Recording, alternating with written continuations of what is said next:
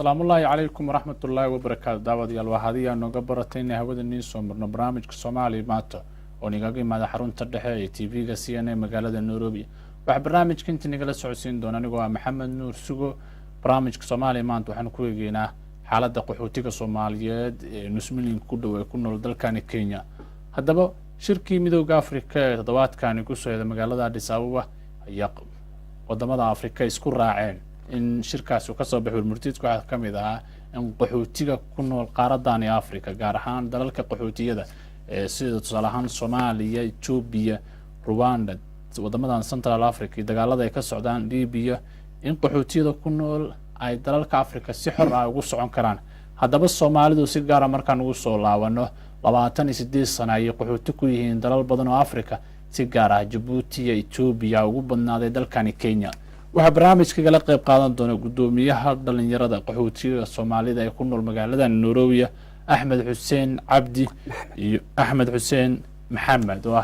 iyo waxa kale oo la qayb qaadan doona barnaamijka Surub Xasan Ali oo leeyahay arrimaha qaxootiga dalka Kenya saaxiibayaal ku soo dhawaada barnaamijka Soomaali maanta برامج كمان الصومال حنكلم على قحوتية جارهان صوماليدا كنا لاتني سديد السنة قحوتيجو شركاني هذا كده عمد حبينا فرماجة كقريب قال على قحوتية لقاها خلي حل يلا محاكا كيفه والله وحاجة فكرة مركي اللي رادو قحوتية أرت صوماليدا أرت أي أرت ودن كان وجود باتيسين سببته وعدت حبس كركة فرنكو جرال أو دنعها كحرن marka waxaad arki dareemi kartaa marka hadii socodka loo furo in horumar iyo wax walba ay u baahan inay u fududaanayaan adeegooda adeegana sidoo kale hadal ku jeeday madaxweynaha Soomaaliya arrimaha qaxootiga ku saabsan Soomaalidu sidee u aragtaa horta taa hadii la eego waa arrin muhiim ah sababtoo ah dadku mar hadduu qofku qaxoontiyahay waxyaabo badan buusan haysan khaasatan sidaan ogahay ama waxaan ku ognahay kuwa Kenya ku nool ma haystaan movementiga ma heli karaan oo meesha rabaan ma aadi karaan Nairobi ma ka bixi kartid hadii aadan wadan warqad hatta warqadda laga yaabo inaadan helinba marka hadiiba la helo free movement waxa waaye waa arrin aad u muhiim ah ka hor inta uu soo bixin barnaamijkan qolaha midowga Afrika isku raacin qaxootiga xaalkooda sidoo ah nolosha qaxootiga si guud markaan Nairobi sawir naga siiyo gudoomiye horta dadka qaxootiga wadankan ku nool horta waxyaabo badan ayay waxyaabo badan waxa jiraan sida hadoo kale iyaan barnaamij aan qabanay waxaan ka doodaynay dadkan sidii horumar dhanka socdaalka ah iyo waxyaabo badan waxa hadda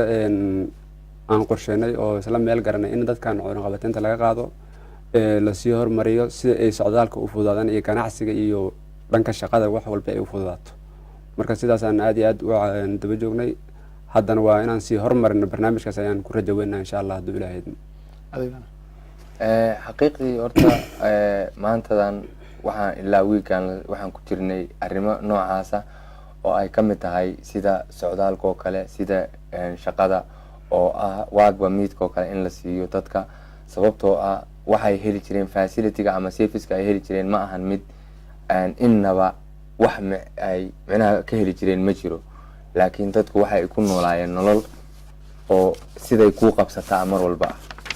marka way adkeyd xaaladday ku jiraan ilaa haddana way ku jiraan laakiin waxa jiro gudoomiyaasha ama dadka ka madaxda u ah dadka community-yada oo qaxoontiyada sida Soomaalida oo kale sida Oromada oo kale waxay leeyihiin dad madax u ah sida gudoomiyaha oo kale waa qayb waa member kamid ah waxayna matalayaan waxayna meel marin ay rabnaa inaan meel marno anaga ururada oo qaabilsan sida USCR oo kale ama Rise maxaa la dhihi jiray programyada kuwa waxa qaabilsan ka partnerga ayaan waxaan ka shaqeynay weekend oo dhan program ah horta in la helo connection oo sidii ayagu haday wax u baahdaan sidii ku heli lahayn xogtooda ama loogu soo jawaabi lahaa ama ay u ogaan lahaayeen xog dhab ah meesha ay u baahan yihiin ama waxa ay rabaan taasi marka waa qaxootiyada dalalkan Afrika bariga Afrika ku nool dalkan Kenya magaalada Nairobi ku nool marka waxaan wadnaa ajandahaas oo ah dhinac walba taabanaya kwanza marka ugu horeysa waxaan hor dhignay oo ku dhaqaaqnay waxa weeyaan horta in la helo connection isku xirnaan oo qaxootiyada qowmiyadaha kala duwan qowmiyadaha kala duwan ilaa iyo hay'adaha qaabilsan arrimaha qaxootiyada si ay u helaan adeegii ay u qaabilsanaayeen hay'adahaasi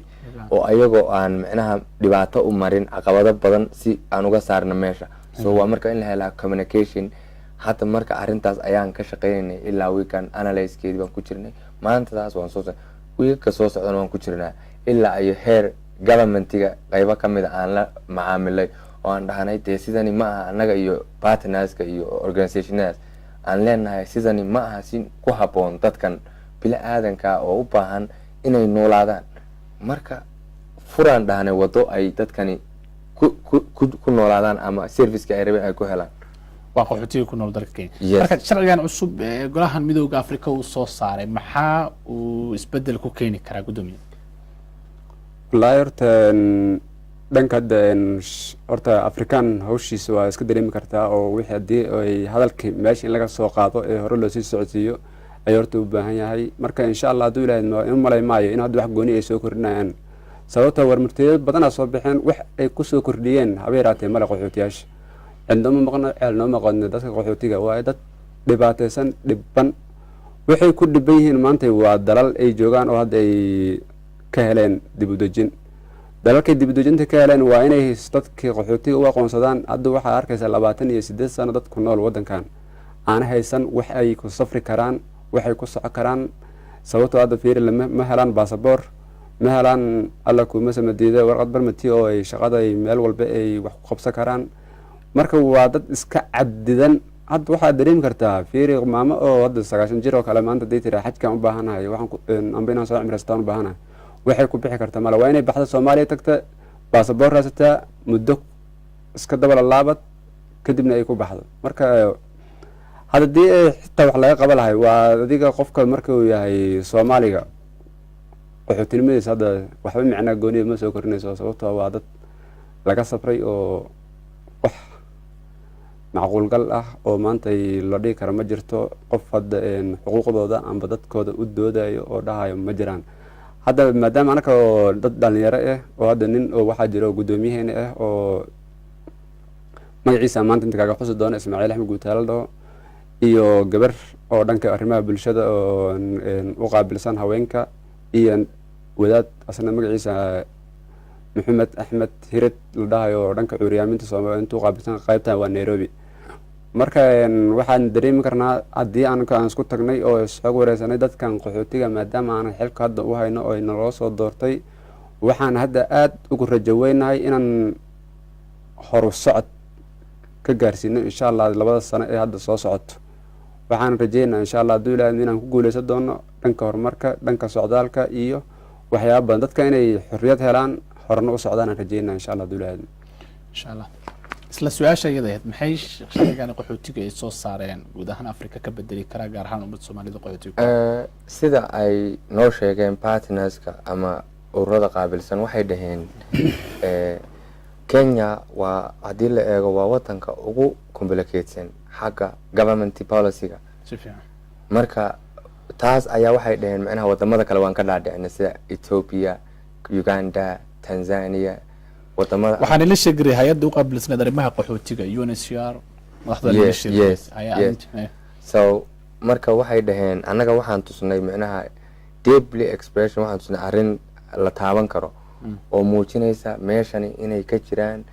arrin aad u adag even marka fiirisid adiga marka qof xuntiya tahay xitaa telefoon ma isticmaali kartid tusaale sharcigaadu wata sharcigaaguna ma aha mid aad ku register garaysan kartid telefoonka very simple macnaha waxa weyn waa arrin aad u hooseysa marka waxaan maxaad macnaha ku go'aansateen inaad sidan ku sameeysan dadkan qaxoontiga even qayb kamid ah governmentiga qaabilsan qaybaha annagoo su'aalaha weydiinay marka waxay dhaheen dhinac walba waxay dhaheen waan buushkareynaa arrintaas Afrikaan kalena waa ka iibinay oo waa arrin soconaysa oo xitaa shaqadii baa loo fasaxay inay shaqeeyaan dadku open yihiin baa loo fasaxay Ethiopia Uganda wadamadaas oo dhan Afrikada iyo Central Africa marka waxay dhaheen tanna waxaan buushkareynaynaa albaab walba inaan garaacno inaan taas kamera dhalina ayaan isku dayeynaa idinkuna waxay dhaheen ready u ahaada inaad ka qayb qaadatiin arrintaas oo aad ka noqoteen member marka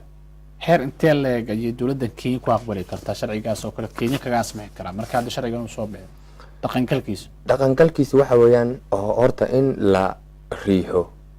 waa lagama maarmaan sababtoo ah waxaan lagu dadaalin lama heli karo si fiican annagu ase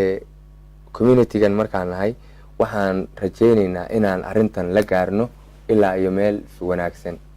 sababtoo inaan waxaan rabnaa aan xoogga gelino maskax gelino oo aan meel walba ka marno si aan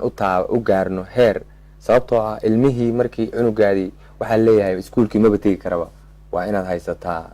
inaad Kenyaan tahay aan aad Kenyaan ahayn iskuulkii wayba adkaanaysaa in la geeyo ilmihii oo certificate-kii birth certificate-kii waa inuu yahay qof qaxoonti uusan ahayn marka waa arrin aad u dhib badan marka annaga ma ka gam'i karna arrintaas waxa weeyaan haddii ay noqoto inaan ka gamaano waa inaan meel saarna arrimaha baahiyaha jiro marka sharcigaani ka hore qaxootiga Kenya ku nool si gaar ah magaalada Nairobi caasimadii marka sidee ahayd noloshooda wallahi noloshoodu way adkayd sababtoo ah nin dhalinyaro ah oo hadduu doono wax bartay ama doonaya inuu shaqaysto oo aan shaqaysan karin haddii aad tagtid aad raadisid warqadii shaqada waxaa lagu leeyahay niyahow adiga maba lagu siinayo sababtoo ah Soomaaliguna waa nooc ka duwan dadka Soomaalida si gooniya u takooraan Kenyaanka aniga I think waan la kulmay caqabado badan sababtoo ah tusaale aniga high school ka waxaan uga soo baxay Soomaaliya waxaan soo dhameeyay 2 diploma professional course anoo wata ayaan waxaan tagay jaamacadda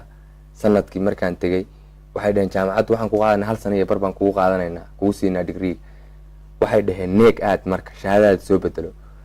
markii aan tagay neeg oo imtixaankii u diyaar garoobay ba waxaa leeyahay anaga maba aqoonsanin ba wadankaada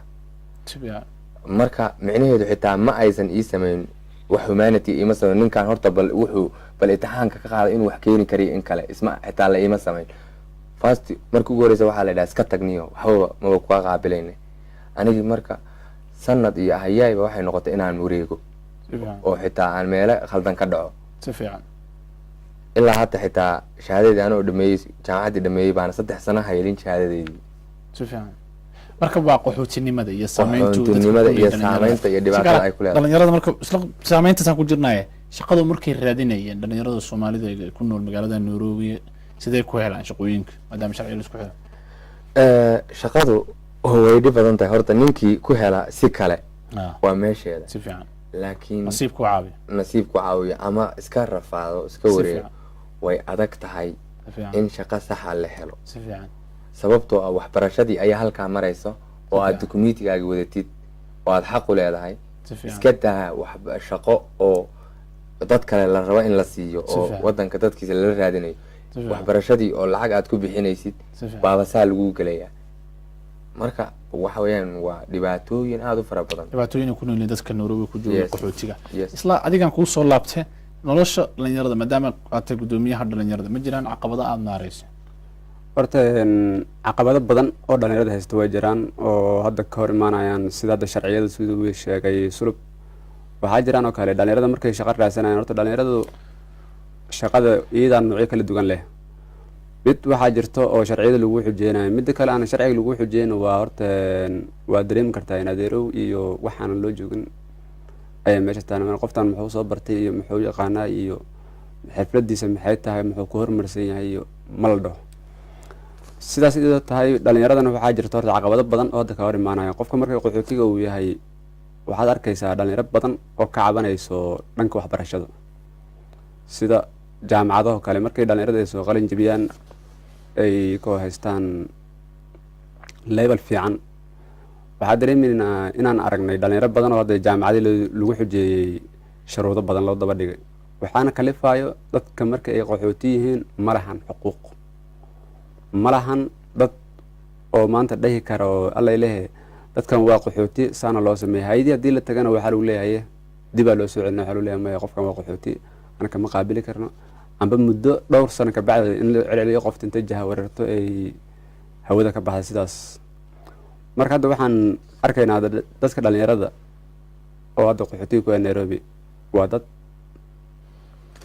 aad u fara badan markii loo fiiriyo dhalinyarada inta magaalo jooga si fiican dad waxaa jiraan hadda inta ku nool ka yimideen kaamumka soo galeen qaxootiyada xeriyii dhadhaab iyo kaakuma ay ka yimaadeen si fiican intay joogaan wax ay maanta qabsan karaan amba ay samayn karaan malaha inay baxaan waa ku adagtaa si fiican oo sababtoo ah jidkii waa loo taagan yahay si fiican oo maxaa ku joogtay magaaladan warqadda fasaxa awday haddii inta ay yimaadiin warqaddii fasaxsa ku helaan haye maxaa kusoo gashaa laleeyahay waddankan oo isku socodka aad u adkaa isku socodka aad u adkaaday si fiican marka inay dhalinyarada inta ku dhibaataysmeen oo iika dhan ay ku rafaadsan yihiin oo waxaad dareemi kartaa oo ninkii meesha xagga kasoo tegay xagga kuma laaban karo hadduu laabto waxaa hortaagan dowladdii si fiican waa la qabsanayaa markay ugu yaraato waa ganaax si fiican oo ka bixi karin amba qoyskiisa una ka bixi karin si fiican marka dhibaato badan oo hadda jirto dhalinyaradu way badan tahay wayna fara badan tahay laakiin insha allah waxaan ka rajay doonaa hadda maadaama ay dowladihii isku soo afkarteen inay warmurtiyad ka soo saareen midooda africa isku socodka qaxootiga bulbareenka hadda jiro oo keliya qaxootiga haysto waa kenya bis maahan ee wadamada kalena lama qabaan sida etoobiya uganda mosambique alla kuma diiday wadankani leeyahay south africa dhalinyaradooda waa iyo dadkooda waa isku socdaan sababtoo dadka qaxootiga ku yahay south africa intay noogu yimaadeen nagu soo booqdaan dib ay ugu laabtaan anaka laakiin dhaqdhaqaaqa sheegtay kenya dhexdeeda ninka deyn inta ka qaatay oo gaaris la fadhiista kama doonan kartid si fiican marka dhibaato badan iyo caqabado badan waa jiraan marka sharcigan cusub ee golaha midooda afrika isku raaceen ma isbedel ma ku keeni kara xagga socdaalka wallaahi dabcan markii loo fiiriyo inay isbedel weyn imaado way dhici kartaa laakiin waa teemkay u qaadan karaa waa in la isweydiiyay naftigeeda ma sanad u qaadan karaa ma 2 sano u qaadan karaa bil horta iyo 2 bil iyo 3 bil iyo 5 bil wax la sugayo maahan waa horta inay dowladda ka fadhiisato hadda aan joogno ee qorshe ay ka dejiyaan sida ay dadkan horu socod iyo lahayn anaga hadda fiiri maanta ilaa shalay ilaa darad 3 maalin isku xigta waxaan ku mashquulsanayn sida aan bulshada iyo isdhexgal aan ugu sameey lahayn dhanka qaxootiyaasha ku nool Nairobi waxaa jirto dhankan anaga hadda community-geena oo Soomaalida oo hadda ka mas'uulka dadka horta ugu tirada badan leh markii la yiraahdo xaafadda Islii waxaa degan Carab waxaa degan oo qaxooti ku Ethiopian Soomaali dadkii isma yaqaaniin marka inaan sameeyno xog aruurin sida looga gudbi lahaay caqabadahan hortaagan iyo inaan u gudubno horumar dhanka oo isdhexgalka ah si aan u helno dadkii cabashadooda maanta dii adiga aad meel fadhiisatid oo ku jirtid ma helaysid warbixin laakiin inaad dadka warbixinta ka raadsid sidii aad horumar aad u gaarsiin lahayd hore loo marsiiyo loona dadaalo taasaan hadda aan aad ugu rajeynaa insha allah maalmaha soo socotana waxaa dhici doonto isdhexgal dadkii oo wacyigelin looga aruurinayo sida lagu maamuli lahay sida ay jecel yihiin ra'ligooda iyo fikirkooda haddii ay isku raacnaan oo ra'liga u bato horumarka qaybta u bata ayaan raacinaa insha allah duulaadmo waana rajeynaa insha allah inay noo soo baxdo arrimo badan oo hadda naga cabursanay inaan horgeysan karno UN iyo dowladda Kenya qaybta u qaabilsan qaxootiyaasha raas arrimahan qaxootiga u qaabilsan daawadayaal waxaad daawanayseen barnaamijka Soomaaliya maanta oo toddobaadkii maalin walba aminaana kala daawatiin barnaamijka waxaan ku eegaynaa xaaladda nolosha qaxootiga ee Soomaalida ku nool dalkani Kenya iyo go'aankii golaha midowga Afrika ka soo baxo ahaa qaxootiga qaaradan Afrika ku nool in isku socodka loo fududeeyo dalalka Afrika ay ku noolyihiin isla barnaamijka wali ku jirnaa aan dib kugu soo laabto wallahi arrimaha qaxootiga ee Soomaalida ku nool dalkani Kenya sidee yihiin nolosha guud ee xaaladda dadkani qaxootiga haddii la eego taasi horta arrimo badan ayaa jiro macnaha ma ahan midan hadda kusoo koobi karno fadhigan waxa weeyaan dee dhibaatooyin aad u fara badan ayaa jiro kuwaas oo ah dhinac walba taabanaya marka waxa waaye dhinaca waxbarashada dhinaca maxaa ku dhaca caafimaadka dhinac walba haddii la eego dhinaca security-ga dhinaca sharciyada dhinaca shaqooyinka waxaa jira dhibaatooyin aad u fara badan oo ay qabaan nin walbaba intii uu macnaha ka tilaabsan karo ayuu socdaa haddana ma jiraan wax cad oo meel u saaran dadkan ma jiraan marka hadda waxaan ka arrimaha aan wadno waxaa ka mid a inaan horta wuxuun meel saarno, sida hadday noqoto sharciyada, hadday noqoto caafimaadka, inaan servisyada dadka loo sameeyo inaanu furno. oo sababta dadkani UN-ku sababta ay micnaha serviceka dadkani ay u baahan yihiin aan loo siinayn ayaan albaabka u garaacna inaan kasoo arrintaas ka meel gaarno. midda kale waxa way hadda waxaan wadnaa projectiganna waxaan anoo ka faa'iidaysanaya fursaddan waxaan leeyahay dadka waxaan u sheegayaa qaxoontiga ee ku nool Nairobi in ay socoto programkan oo aan rabno inaan dadka horta sida ay u baahan yihiin in wax loogu qabto. programkaasaan wadnaa iyo sidii aan u gaarsiin lahayn waxa ay rabaan adeegay u baahan yihiin iyo hay-adihii inaan isku xirnaa rabnaa oo annagu aan u noqono mediator aan u noqono. marka tan waxaan uga faa'iidaysanayaa inay arrintaas ogaadaan inay jirto. waxaana socda projectigaas oo lagu sameynayo survey aan ku qaadayno. marka projectigaas inay u diyaar garoobaan dadku oo la socdaan baan u sheegi lahaa. marka projectku muxuu ku saabsan yahay? dad u faafiso dadka Nairobi jooga. wuxuu ku saabsan yahay tusaale qof baa wuxuu rabaa inuu qaybta caafimaadka inuu la xiriiru rabaa. si fiican oo qaxooti ah oo qaxoonti ah. adeegiina wuu jiraa. si fiican. dadkiina ma wada helayaan. marka qofkii ma garanaya meeshuu aadi lahaa ama meeshii qaabilsanayd markuu tago waxaa la siinayaa meel khaldan baa loo diraya ama ma helayo access iyo inuu u gudbo meeshii iyo qofkii adeega u fulin lahaa inuu u gudbo ma helayo. marka annaga waxaan rabnaa inaan ka hor qaadno blockkaas ka hortaagan caqabadahaas inaan ka leexinaa rabnaa. waxaa marka projectigan wuxuu ku dhisan yahay inaan ka leexino projectiga qaabkaa ka hortaagan meel caqabadaa ka hortaagan dadka in ay helaan servicekii ay heli lahaayeen. wadaasantahay gudoomiye isla waxaan ku wada jirnaa barnaamijka qaxootiga sida xaaladda waxbarashada Dadaab markaan ugu laabto xiriyaha qaxootiga Dadaab ee dalkan Kenya gobolka Waqooyi waxaa ku noolaa qaxooti ugu badan dunida si gaar ah dad badan oo qaxooti Soomaaliyeed dib loo qasab loogu celiyay dalkan Kenya muxuu ka bedelayaa sharcigaani maadaama mararka qaar dawladdu aad u isticmaasho xilli wuxuu soo baxay qaxooti badan oo Soomaaliyeed ee dalkooda dib ugu laabteen. wallahi horta waa wax sax ah dad aad u fara badan ayaa horta ku laabteen dalka Soomaaliya waxayna u laabteen caqabado badan oo meesha ka jira. qof haddii ay haysato xorriyad oo ay haysato isku socod wax badan oo waxaa isbedel lahaayeen dhanka horumarka inay laabato qoftii baahida shalay ka soo carartay oo meesha ay taagan tahay inay ku laabato waa dareemi kartaa inay dadkii caqabada ay ku tahay isku socodka. qof ayaa maanta waa xanuunstay ama jastia ku dhacay oo dhanka xanuunka waa inuu raadiyaa warqad fasax warqadda fasaxa meeqa qaadan kartaa waa dhowr bilood qaadan kartaa. qofkan wuu xanuunsan yahay oo waxaa haysto dhibaato culayska marka dhibaatada kastoo ay timaado xal ay leedahay. haddana waxaan rajaynayaa insha Allah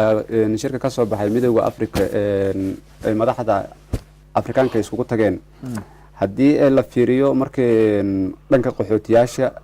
horta Soomaali kaliya qaxooti maahan markii xaqiiqda laga hadlo wadamo badan oo qaxootiye dad oo dawladda ka jiraan oo sida Ethiopia kale Rwanda kale Congo kale dawladda ka jirta dawladdeena Soomaaliya hadda waxay ka awood dhanka military iyo dhanka ciidamada uga roon oo amnigeeda soo karta waa haddaad fiirisidna meelaha oo carriyaasha dad badan hadda meesha taagan iyo South Sudan oo kale. marka horumar kasto oo dhanka qaxootiga waxaa lagu gaari karaa horta inay madaxda Afrikaanka is afkartaan oo dhihin wixii waa la sheegay meesha looga dhaqaaqo. hadda dadka laabteen oo Soomaalida oo ku laabteen wadankii dad ayaa dib u soo laabteen ma haystaan dib u dejin kale ma haystaan nidaam sax ah maantana waxay ku rafaatan yihiin jidadka. hadda tusaale yar markaan kuu soo qaato maanta iyada gabar oo sanadkii hore la baxday oo ilmaheedii iyada dhan ka tagtay xeradan la yiraahdo Kakuma oo maanta waxaan arkayay dib ayaan u laaba lahay dibna 9 waxaan joogay ugu dhaaday 8 bilood aan joogaa ma helin dib u dejin. marka insha Allah hadana waan rajaynaynaa mar dambe aan raadiyo fursad hesho. isla qaxootiga Soomaalida markii dawladda Kenya 2013 ilaa 2014 waxay aad ugu codcelisay inay xiri doonto xiriyaha qaxootiga Dadaab ee gobolka Waqooyi Bari qaxootiga ugu badan dunida ku nool oo Soomaaliya ugu badnaadaan iyo qowmiyada kale oo dalalka Afrika. sharcigaani cusub ma go-aankii dowladda Kenya hore u qaadato waa la xirayaa oo saameeyay in la xiro laba xiro xiradii qaxootiga Camboos ee ku taala dowladka xagga dheer iyo xirada qaxootiga Ifa 2 iyo Ifa 3 oo la xiray albaabada loo laabay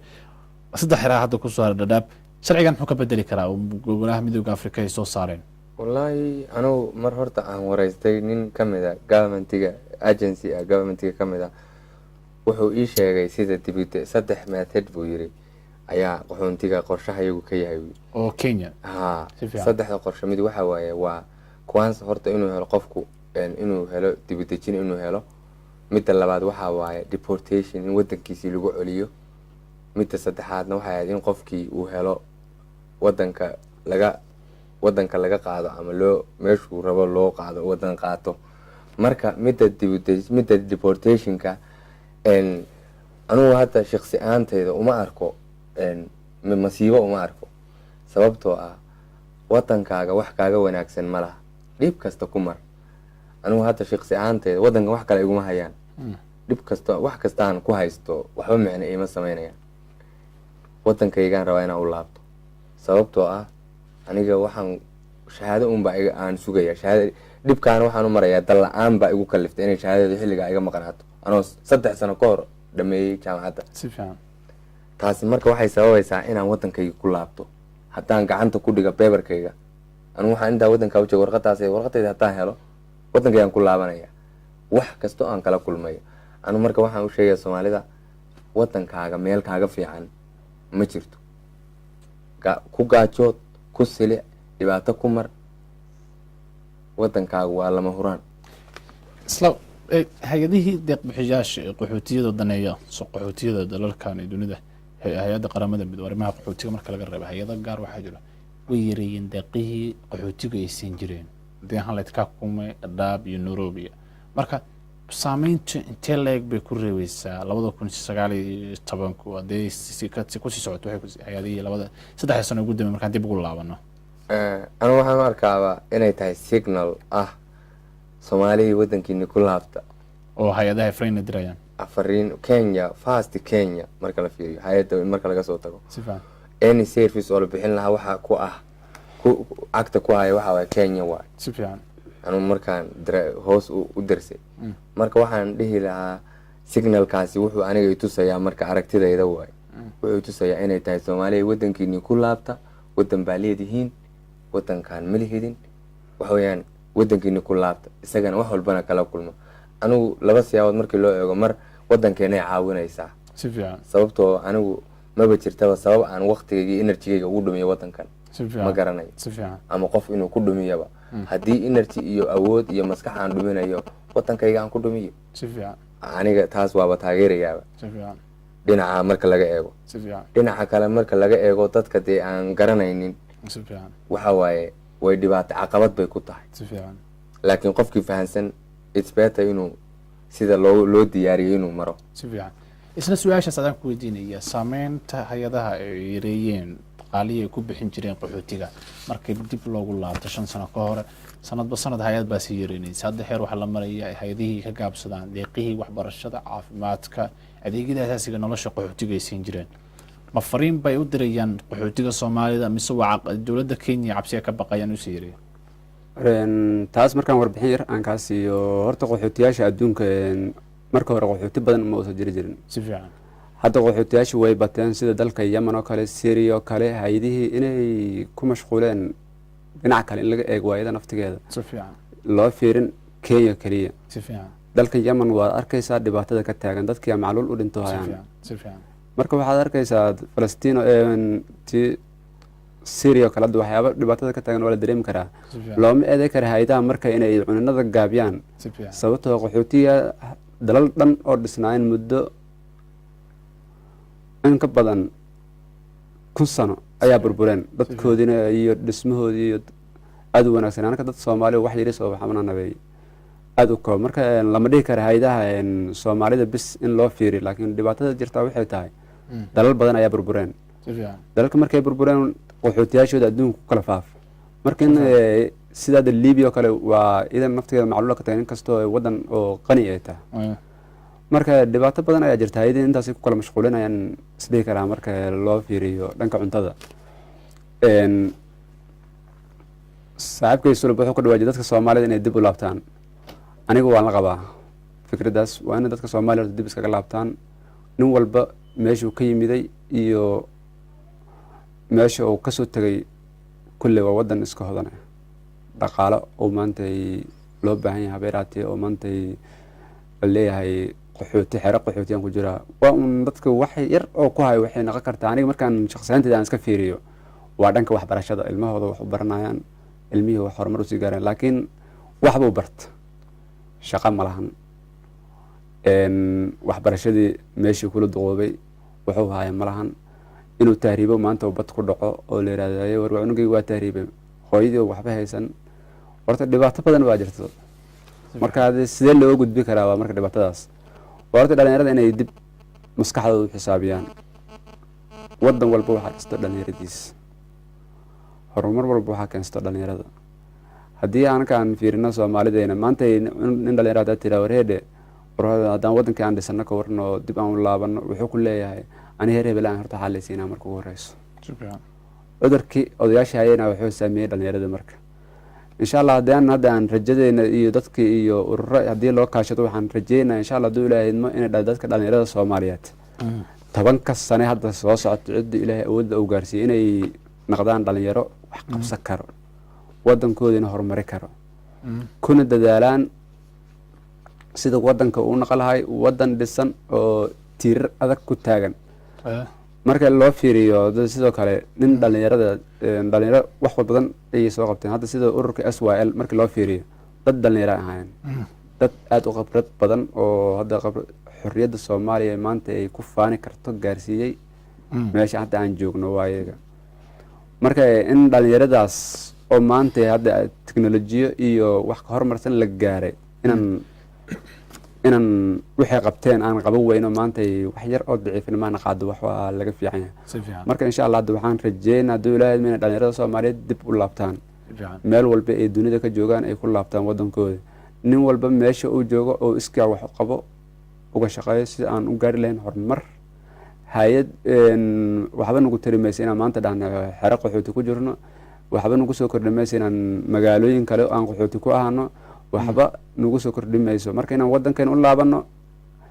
dhan walba. nin hadduu asgari qoro karo asgariga qorto, nin hadduu qoro karo shaqaalo kale oo dhanka xafiisyada u raadiyo, nin walbana ay ku dadaalaan si aan horumar aan u gaarsiin lahayn waddankeena. waddan walba wuxuu ku taagayan dhalinyarada. marka insha Allah hadda waxaan rajeynaa in dhalinyarada Soomaaliyeed inay dib u laabtaan, waddankooda ay horumariyaan, sida ugu fudud wax u qabsan karna aan u wada qabsano, iskaashi wada sameyn. isla qaybiyada barnaamijka soo gaarnay qaxootiga Soomaalida dalkani Kenya ku nool gaar ahaan marka magaalada Nairobi joogno xilliyada qaar waxaa dhaca falal amni darro ka geystaan kooxaha argagixisada. saameyn intee leeg ayuu ku yeelan karaa qofka dhalinyarada qaxootiga Kenyaanka Kenya ku nool? horta arrintaasi waa arrin loo baahno in la fahmo u baahan. si fiican markaad fiirisid anigu waxaan u arkay Soomaalidu inay taarget tahay sideedaba kana duwan tahay bulshooyinka kale. ma garanayaan laakiin I think waa political maana baan filay inay tahay arrin la xiriirta siyaasadda waddanka. si fiican inay tahay si fiican news baan fiirsaday waxaan arkay nin newska uu sheegay waa news dhan wuxuu leeyahay Soomaali buu ekaa ninku uu leeyahay. si fiican waxa sameeyay si fiican Soomaali buu ama wuu ekaa xaqay. marka investigation lama sameynayo, waxba lama sameynayo. waxa marka ugaarsi cad waaye oo anagana lagu sameynayo. si fiican anigu marka uma arko waxa weeyaan Soomaalidu waxa weeyaan waa dad victim mar walba macnaha la dhibaateynayo. si fiican taasina waxa u sababa qaran la'aanto si fiican anigu marka waxa weeyaan arrintaas oo dhibka ay haysta sababta wax waliba sabab ay leeyihiin iyo saameyn. si fiican sababta iyo saameyntu wax kala ma aha. si fiican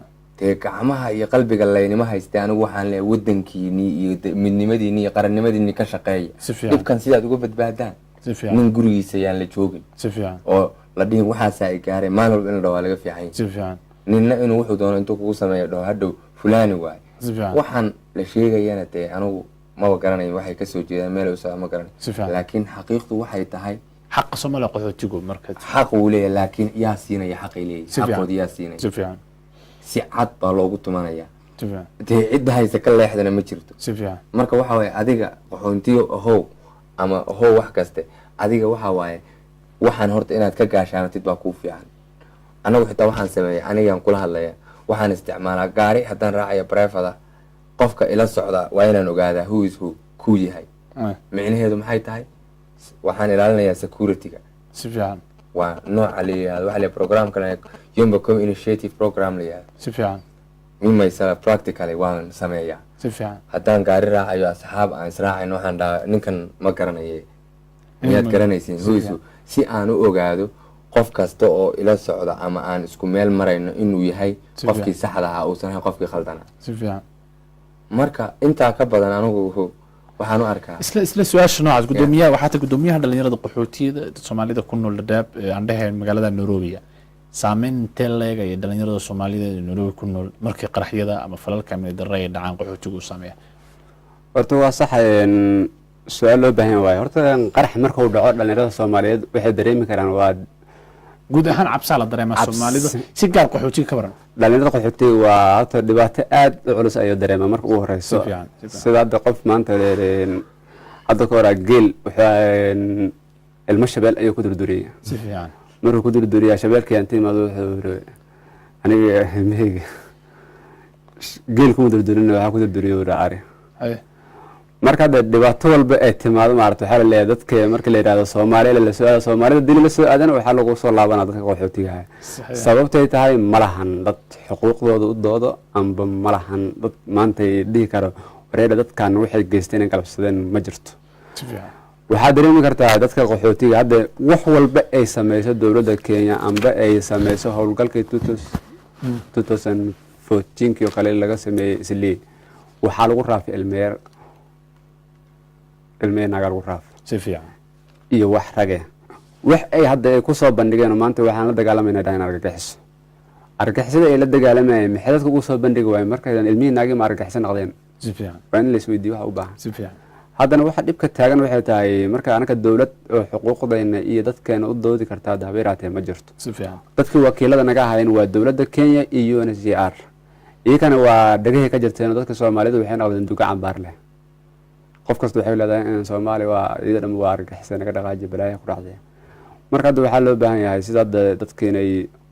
fikiraan oo dadka adduunka markii laga soo naco waa inay fiirsadaan meel laga jecel yahay waa wadankaaga. qorshaha marka muxuu yahay qaxootigu dunida ku sii yaacay gaar ahaan inaga reer Kenya qorsheyn ugu dambeeyay muxuu yahay? aniga kulli hadda waxaan aaminsanahay dadkan qof kasta waxay leedahay rajo. si fiican. aniga rajada ugu weyn aan maanta aan leeyahay waxay tahay in dalkayga Soomaaliya iyo dib ugu laabto dhan walba meel qof kasta hawl ay ka qaban kartaan ay ka qabato wadankan la difaacdo la qabsado howlaha loo baahan yahay la sameeyo si kastaba ha ahaatee in wadankii horta dadkii joogeen iyo dadka hadda imaanayeen ay fikres wadaarsaneen waraayade sidee ula noolaana ummadahan dunida dawladaha horumare sidee aan u raadsanaa horumar waa in horta lagu jiro lama rabo tahay aniga waa dadan dilayna wax baan sameynaa maanta qaraxa dhacay maanta dhibaato dhacayso waxaas waxba macnaa ma soo korinayso waxaan horumar aan uga sameyn karnaa inaan dadkeena iyo dalkeena aan difaacno dawladda jirtana aan garabka ka istaagno si aan u gaarno horumar. isla su-aashaasi qorshaha nii degsan muxuu yahay? tusaale ahaan waa qorshuhu markii wuxuu noqonayaa dhowr qaybood buu noqonaya. si fiican. hadday noqoto inta aan joogno wadankan si fiican. annaga waxaan diyaarunahay inaan dadkayagii waxay horta xaq u lahaayeen aan helo si fiican. ama ay helaan. si fiican. midda labaad oo shakhsiyadeed ama qorshaha dadka anigu aan qabo shakhsi ahaanteyda waxa waaye inaan wadankayga ku laabto. si fiican. qorsho kale oo inaan dabad aado iyo inaan meel kale aado malihi. si fiican. wadankaygaan ku laabanaya waxaana diyaar u ahay in aan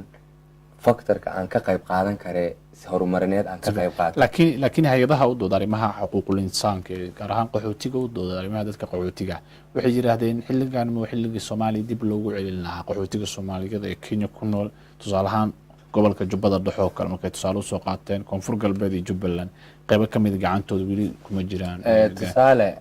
anigu waxaan ku dhashay gobolka Sool baan ku dhashay. si fiican.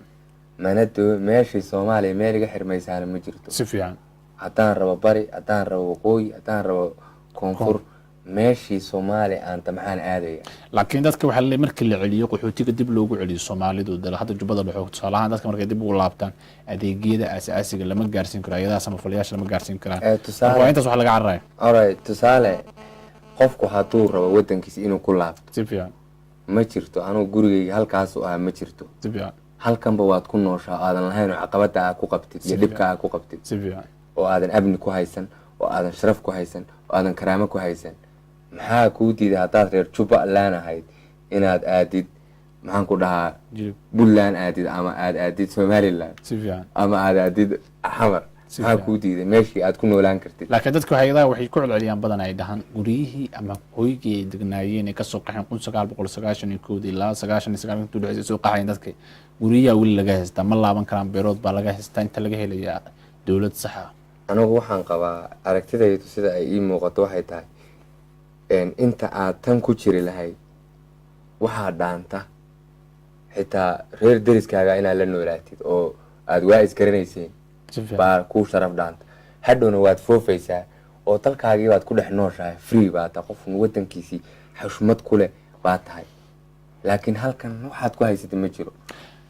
isla labadiin waxaan ii bandhigaa su'aasha barnaamijka qaybtii ugu dambeeyay baa joognaa halka qaxootiga muxuu yahay Soomaalida ku nool dalka Kenya iyo guud ahaanba. wallahi aniga markaan fiiriyo halka qaxootiga horta inay aniga sida ila tahay muddo 28 sano ah wadankan joogan Kenya wax ay maanta soo kordhiyeen oo la dhihi karo ma jirto qaxootinimadooda ay ku keensadeen si fiican anigu waxaan dhihi lahaa dadka qaxootiga waa inay dib iskaga laabtaan si fiican gobolada ay ka soo kala jeedaan ha tagaan si fiican nin walba beer ha tacbayo si fiican xoolaha dhaqdo si fiican waxay maanta ay gaari karaan horumar dhan walba ay ku talaabsan karaan laakiin haddii la yiraahdo qaxooti xeero qaxooti ku jiro waa adiga xabsi geesaha ka jiran oo ka xiran korna ka furan waxba macnaa ma soo korinayaan si fiican marka insha Allah hadduu Ilaahay idmo dadkan aniga Soomaalida qaasatan qaxootiga waa tar badan yihiin laakiin dadka Soomaalida aniga waxaan leeyahay ha ku laabtaan Soomaaliya kii wax bartay gobolkiisa dadka jooga waxbarashadu soo bartay ha u faa'iideeyo dhanka kalena dadka kalena waa dad oo bulsho iyo canaad iyo dhibaato soo arkeen si fiican waxaa dhici karta in dadkii oo kale meeshii ay ugu tageen oo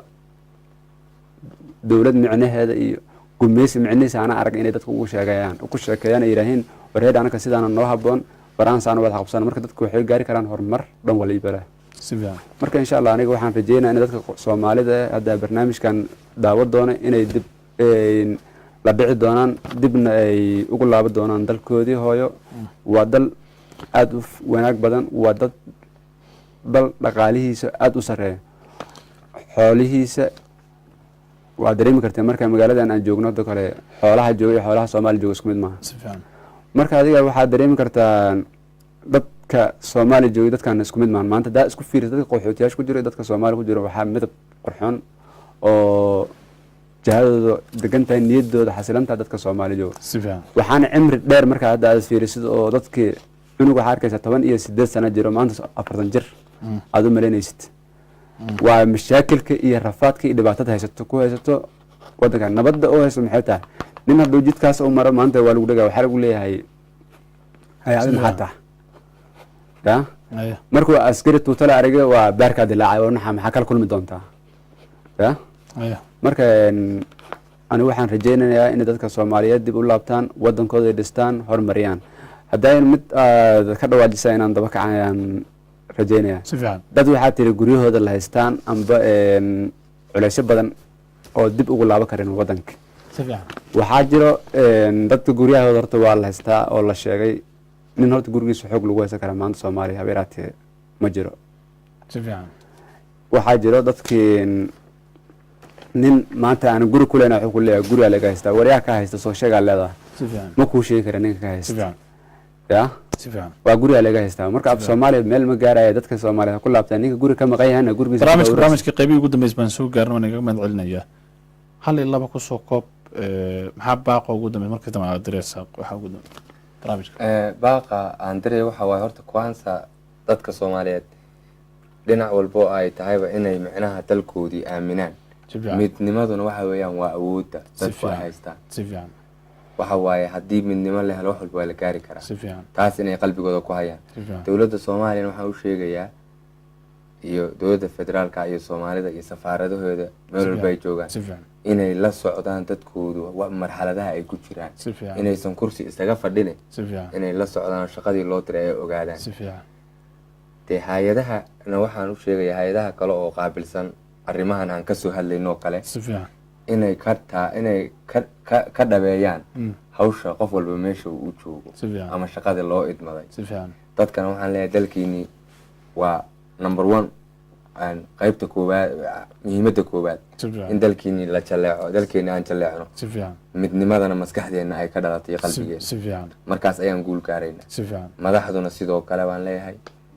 waana mahadsantihi waana kaga mahadcelina waqti ay la qaadateen maanta ay siiseen barnaamijka Soomaaliya maanta mahadaan oo kale aad ka daawateen daawadayaal intaas ayaan ku soo gabagabeynayaa barnaamijka Soomaaliya maanta wuxuu naga imaanaya xarunta dhexe ee TV-ga CNN magaalada Nairobi waxaan mahad mar labaad iyo mar saddexaad u mahadnaqayaa kaamirada iyo farsamada quruxda badan ee jadiida anigoo Maxamed Nuur Sugo waxaan ay barnaamij soo saaraha barnaamijka inta nagala socodsiinaya inta barnaamijkan mid labaad ku kulmi doon waxaan igaga tagay assalaamu calaykum waraxmatullaahi wabarakaatuh waana kaga mahadnaqo